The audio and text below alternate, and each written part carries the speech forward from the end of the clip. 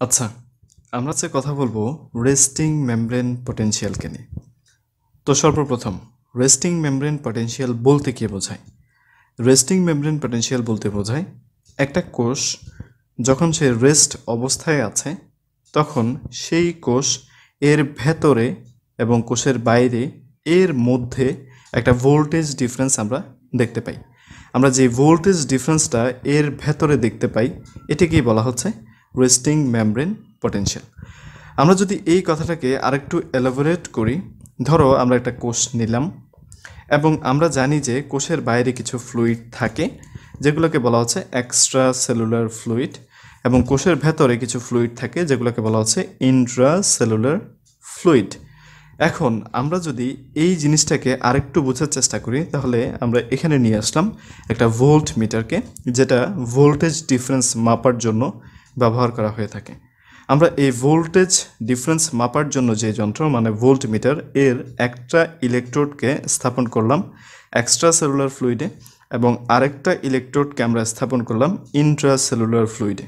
যখন আমরা এরকম করে দুইটা ইলেকট্রোডকে, একটা ইলেকট্রোডকে কোষের ভেতরে এবং একটা ইলেকট্রোডকে কোষের বাইরে রাখলাম, তখন আমরা দেখব যে আমাদের এই ভোল্ট মিটারে একটা পার্ট দেখা যাচ্ছে, যেই পার্টটাকে বলা হচ্ছে রেস্টিং মেমব্রেন পটেনশিয়াল।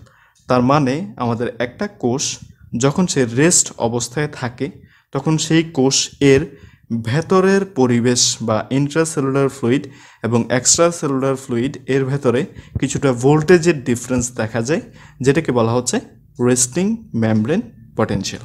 আমাদের এই রেস্টিং মেমব্রেন পটেনশিয়াল সাধারণত প্রতিটা কোষেই পাওয়া যায়। তাহলে আমরা বলতে পারি যে আমাদের রেস্টিং মেমব্রেন পটেনশিয়াল সব কোষে পাওয়া যাবে। এছাড়াও আমরা এই রেস্টিং মেমব্রেন পটেনশিয়ালের ভোল্টেজটা কত বা আমাদের কোষের ভেতরে এবং বাইরে এর মাঝে ভোল্টেজ ডিফারেন্সটা কত আমরা চাইলে সেটা জানতে পারি। সেটা হচ্ছে সাধারণত -70 মিলিভোল্ট থেকে -90 মিলিভোল্ট পর্যন্ত। সাধারণত এই রেঞ্জের ভেতরেই আমাদের রেস্টিং মেমব্রেন পটেনশিয়ালটা থাকে। পরবর্তীতে আমরা দেখব যে বিভিন্ন কোষে এই রেস্টিং মেমব্রেন পটেনশিয়ালের মানটা ভিন্ন ভিন্ন। এখন আসো আমরা একটু দেখার চেষ্টা করি যে আমাদের এই রেস্টিং মেমব্রেন পটেনশিয়াল, যেটা আমরা বললাম যে -70 মিলিভোল্ট থেকে -90 মিলিভোল্ট এরকম, এই ভোল্টেজ ডিফারেন্সটা, এই চার্জের ডিফারেন্সটা কীভাবে তৈরি হলো আমাদের কোষের বাইরে এবং কোষের ভেতর এর মাঝে। তাহলে চলো আমরা প্রথমে দেখার চেষ্টা করি যে রেস্টিং মেমব্রেন পটেনশিয়ালটা কীভাবে তৈরি হলো। আমরা কিছু বেসিক কথা ইতিমধ্যেই জানি যে আমাদের কোষের বাইরে সোডিয়াম এর ঘনত্ব অনেক অনেক বেশি এবং কোষের ভেতরে সোডিয়াম এর পরিমাণটা অনেক অনেক কম থাকে। আবার আমরা এও জানি যে আমাদের কোষের ভেতরে পটাশিয়ামের কনসেন্ট্রেশনটা অনেক অনেক বেশি থাকে এবং কোষের বাইরে পটাশিয়ামের কনসেন্ট্রেশনটা অনেক অনেক কম থাকে। তো কি হয় যে আমাদের একটা কোষের ভেতরে আমরা জানি যে নিউক্লিয়াস থাকে এবং নিউক্লিয়াসের ভেতরে ডিএনএ থাকে এবং ডিএনএর ভেতরে জিন থাকে। আমরা আজকে কয়েকটা জিন নিয়ে কথা বলবো। প্রথমে আমরা যে জিনটা নিয়ে কথা বলতে চাই, ধরো এটা হচ্ছে সেই জিনটা। এই জিনটা এক্সপ্রেস করবে এবং এই জিনটা এক্সপ্রেস করে ইভেনচুয়ালি সে আমাদের একটা প্রোটিন তৈরি করবে, যেই প্রোটিনটা গিয়ে আমাদের সেল মেমব্রেন বা কোষ মেমব্রেনে গিয়ে ইমপ্লান্ট হবে। ধরো এই প্রোটিনগুলো হচ্ছে এই লাল প্রোটিনগুলো। আমাদের এই লাল প্রোটিনগুলো কী কাজ করে? আমাদের এই লাল প্রোটিনগুলো কোষের ভেতর থেকে সোডিয়ামকে কোষের বাইরে পাঠিয়ে দেয়, পাশাপাশি সে কোষের বাইরে থেকে কোষের ভেতরে পটাশিয়ামকে নিয়ে আসে। এখন তোমরা যদি একটু লক্ষ্য করো, আমাদের কোষের বাইরে সোডিয়ামের পরিমাণটা এমনিতেই অনেক বেশি। উল্টো এই পাম্পটা কী করতেছে, আমাদের কোষের ভেতর থেকে যেখানে কিনা সোডিয়ামের পরিমাণটা অনেক অনেক কম, সেখান থেকে কোষের বাইরে যেখানে অনেক বেশি সোডিয়াম সেখানে সোডিয়ামকে পাঠাচ্ছে। মানে সে আমাদের ঘনত্বের বিপরীতে কাজ করতেছে। ঘনত্ব যেহেতু আমাদের কোষের বাইরে বেশি, সোডিয়াম সাধারণত চায় যে কোষের ভেতরে প্রবেশ করতে, কিন্তু আমাদের এই পাম্পটা কী করতেছে, কোষের ভেতর থেকে কোষের বাইরে সোডিয়ামকে পাঠিয়ে দিচ্ছে। মানে এই পাম্পটা ঘনত্বের বিপরীতে বা কনসেন্ট্রেশন গ্রেডিয়েন্টের বিপরীতে কাজ করতেছে। আবার যদি আমরা লক্ষ্য করি পটাশিয়ামের বেলায়, পটাশিয়াম কোষের ভেতরে এমনিতেই অনেক বেশি, বাইরে পটাশিয়াম এমনিতেই কম। সেই কম জায়গা থেকে মানে কোষের বাইরে থেকে সে পটাশিয়ামকে বেশি জায়গায় মানে যেখানে পটাশিয়াম অনেক অনেক বেশি আছে মানে কোষের ভেতরে সে পটাশিয়ামকে নিয়ে আসতেছে। তার মানে আমাদের এই পাম্পটা কাজ করে ঘনত্বের বিপরীতে বা কনসেন্ট্রেশন গ্রেডিয়েন্টের বিপরীতে। যখনই কোনো একটা পাম্প এরকম ঘনত্বের বিপরীতে গিয়ে কাজ করতে চায় তখনই সেই পাম্পটাকে একটা এনার্জি খরচ করতে হয়, যেটা আমরা এটিপি থেকে পেয়ে থাকি। আমাদের এই এটিপি ব্রেকডাউন হয়ে এডিপিতে কনভার্ট হয় এবং একটা ফসফেট এর থেকে আলাদা হয়, যার ফলে এখানে এনার্জি তৈরি হয় এবং এই এনার্জিটা তৈরি হওয়ার ফলেই আমাদের এই পাম্পটা কাজ করতে পারে। কিন্তু তোমরা যদি একটু ভালোভাবে লক্ষ্য করো তাহলে দেখবা যে আমাদের এই পাম্পটা কাজ করার সময় একটা খুবই গুরুত্বপূর্ণ একটা কাজ করে, সেটা হচ্ছে সে 3টা সোডিয়ামকে কোষের বাইরে পাঠায় যখন কিনা সে 2টা পটাশিয়ামকে কোষের ভেতরে নিয়ে আসে। তার মানে এই পাম্পটা যদি একবার কাজ করে তাহলে সে 3টা সোডিয়ামকে বাইরে পাঠাবে, মানে 3টা পজিটিভ চার্জকে বাইরে পাঠাবে। যখন সে একবার কাজ করবে তখন 2টা পটাশিয়াম বা 2টা পজিটিভ চার্জকে কোষের ভেতরে নিয়ে আসবে। এখানে যে জিনিসটা লক্ষ্য করার মতো সেটা হচ্ছে যে এই পাম্পটা যখন একবার কাজ করতেছে তখন সে 3টা পজিটিভ চার্জ, এই পজিটিভ চার্জকে আমরা আরেকটা নামে বলা হয়ে থাকে যে ক্যাটায়ন, এই 3টা ক্যাটায়নকে সে বাইরে পাঠাচ্ছে এবং পাশাপাশি সে 2টা ক্যাটায়নকে কোষের ভেতরে প্রবেশ করাচ্ছে। মানে এই পাম্পটা যদি একবার কাজ করে তখন এই পাম্পটা আমাদের কোষের ভেতর থেকে একটা ক্যাটায়নকে লস করে। আমি যদি আবারও একটু রিপিট করি, আমাদের এই পাম্পটা যখনই একবার কাজ করে তখনই সে কোষের ভেতর থেকে কোষের বাইরে একটা ক্যাটায়নকে বেশি পাঠিয়ে দেয়। মানে এই পাম্পটা যদি 1000 বার কাজ করে তাহলে সে 3000 সোডিয়ামকে বাইরে পাঠাবে এবং 2000 পটাশিয়ামকে কোষের ভেতরে নিয়ে আসবে। মানে কি? মানে আমাদের 1000 ক্যাটায়ন কোষের ভেতরে কমে যাবে যদি এই পাম্পটা 1000 বার কাজ করে, এবং এই পাম্পটা একবার কাজ করলে একটা করে ক্যাটায়ন কমে যাবে। তো কি হয় যে কন্টিনিউয়াসলি আমাদের এই পাম্পটা কাজ করার ফলে আমাদের এই কোষের ভেতরে একটা নেগেটিভিটি তৈরি হয়। কেন এই নেগেটিভিটিটা তৈরি হচ্ছে আমি যদি তোমাকে একটু বুঝিয়ে বলি। দেখো, আমাদের কোষের ভেতর থেকে সে অনেকগুলো সোডিয়ামকে পাঠিয়ে দিচ্ছে এবং কোষের ভেতরে অনেকগুলো পটাশিয়ামকে নিয়ে আসতেছে, এবং আমরা দেখলাম যে এখানে প্রতিবার একটা ক্যাটায়ন লস হচ্ছে, তাই তো, মানে একটা ক্যাটায়ন হারিয়ে যাচ্ছে। আর ক্যাটায়নগুলা আমাদের এখানে কিছু অ্যানায়ন বা নেগেটিভ চার্জের সাথে বাইন্ড করে থাকে। যেমন আমাদের এখানে ফসফেট থাকে, সেই ফসফেটের সাথে আমাদের এখানকার এই পজিটিভ চার্জগুলো বাইন্ড করে থাকে। আমাদের এখানে সালফেট থাকে, সেই সালফেটের সাথে এই পজিটিভ চার্জগুলো বাইন্ড করে থাকে। আমাদের এখানে অনেকগুলো প্রোটিন থাকে, তোমরা জানো যে প্রোটিন এর গায়ে অনেকগুলো অ্যামাইনো অ্যাসিড থাকে, এই অ্যামাইনো অ্যাসিডগুলো নেগেটিভলি চার্জ থাকে আমাদের বডি পিএইচে।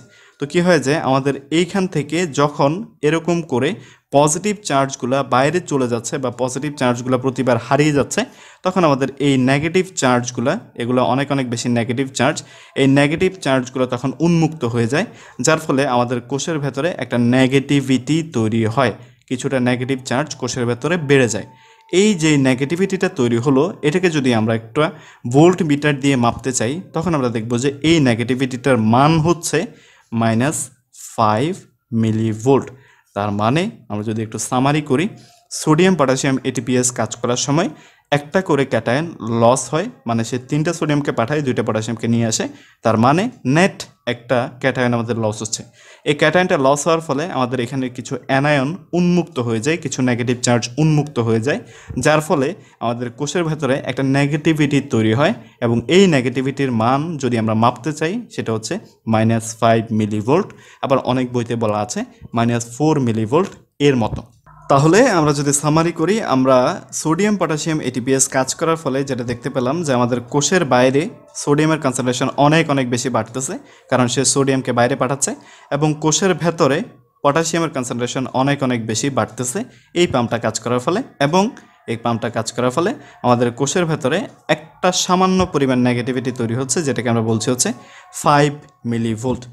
এখন দেখো, আমাদের এখানে কনসেন্ট্রেশন ডিফারেন্সটা বাড়ার ফলে কি হয়, কনসেন্ট্রেশন ডিফারেন্সটা বাড়ার ফলে আমাদের কনসেন্ট্রেশন বা ঘনত্ব অনুযায়ী আমাদের সোডিয়াম কোষের ভেতরে আসতে চায় এবং পটাশিয়াম কোষের বাইরে চলে যেতে চায়। এবং এই পটাশিয়ামের জন্য আমাদের এখানে আরও একটা জিন থাকে, আমাদের এই নিউক্লিয়াসটার ভেতর আরও একটা জিন থাকে। এই জিনটা যখন এক্সপ্রেস করে তখন এই জিনটা কিছু পটাশিয়াম চ্যানেল তৈরি করে, যেগুলোকে বলা হয়ে থাকে যে পটাশিয়াম লিকি চ্যানেল। আমাদের এই পটাশিয়াম লিকি চ্যানেলগুলা সারাক্ষণই খোলা থাকে। আমাদের এই পটাশিয়াম লিকি চ্যানেলগুলো সারাক্ষণই খোলা থাকে এবং পটাশিয়াম কোষের ভেতরে অনেক অনেক বেশি থাকায় এবং কোষের বাইরে সে তুলনায় অনেক কম থাকায় পটাশিয়াম আমাদের এই প্রোটিনগুলোকে ব্যবহার করে কোষের বাইরে চলে যায়। আমাদের এই প্রোটিনগুলোকে ব্যবহার করে, এই পটাশিয়াম লিকি চ্যানেলগুলোকে ব্যবহার করে পটাশিয়াম কোষের বাইরে অনেক অনেক বেশি চলে যায়। আমাদের কোষের বাইরে এরকম কন্টিনিউয়াসলি পটাশিয়াম চলে যাওয়ার ফলে যে কাজটা হয় যে আমাদের কোষ থেকে অনেক অনেক বেশি পজিটিভ চার্জ কোষের বাইরে চলে যায়। এবং তোমাদেরকে একটু আগেই বলে আসছি যে আমাদের এই পজিটিভ চার্জগুলা আসলে কিছু এরকম নেগেটিভ চার্জ বা অ্যানায়নের সাথে কম্বাইন করে থাকে। যখনই আমাদের কোষ থেকে এরকম পজিটিভ চার্জগুলা বাইরে চলে যাচ্ছে, তার ফলে বেশি বেশি পরিমাণ আমাদের প্রোটিন, ফসফেট, সালফেট এগুলো উন্মুক্ত হয়ে যাচ্ছে, যার ফলে এগুলো বেশি বেশি পরিমাণে নেগেটিভ চার্জ তৈরি করতেছে এবং আমাদের এই কোষের ভেতরটা তখন অনেক অনেক বেশি নেগেটিভ চার্জ হয়ে যায়, অনেক অনেক বেশি নেগেটিভ চার্জ হয়ে যায়। এবং তখন যদি আমরা একটা ভোল্ট মিটার দিয়ে এই নেগেটিভিটিটা কত হলো সেটাকে যদি আমরা একটু মাপার চেষ্টা করি, তাহলে আমরা দেখব যে এই নেগেটিভিটিটা আমাদের এই পটাশিয়াম কোষ থেকে বাইরে যাওয়ার ফলে যে নেগেটিভিটিটা হবে সেটার মানটা হবে অনেকটা -90 মিলিভোল্ট এর মতো। তাহলে দেখলা যে অনেক বড় একটা নেগেটিভিটি তৈরি করে আমাদের এই পটাশিয়াম লিকি চ্যানেলগুলো। পটাশিয়াম লিকি চ্যানেলগুলো আসলে কেন কাজ করে? পটাশিয়াম লিকি চ্যানেলগুলো কাজ করে এজন্যই যে আমাদের কোষের ভেতরে পটাশিয়াম অনেক বেশি এবং কোষের বাইরে পটাশিয়াম অনেক কম, তাই তারা বেশি জায়গা থেকে কম জায়গায় যেতে চায়। আর এই জিনিসটা তৈরি করলো কে? কোষের ভেতরে পটাশিয়ামকে বেশি করলো কে? আমাদের এখানকার sodium potassium ATPase.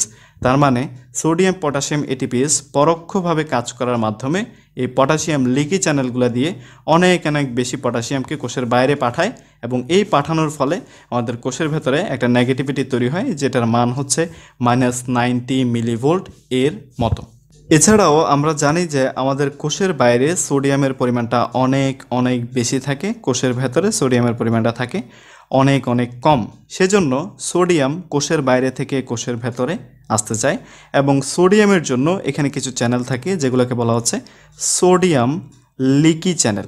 Leaky channel এজন্যই বলা হয় যে এগুলো সারাক্ষণই খোলা থাকে।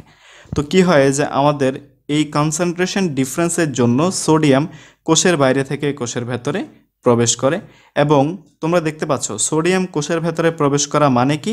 কিছু পজিটিভ চার্জ কোষের ভেতরে প্রবেশ করা।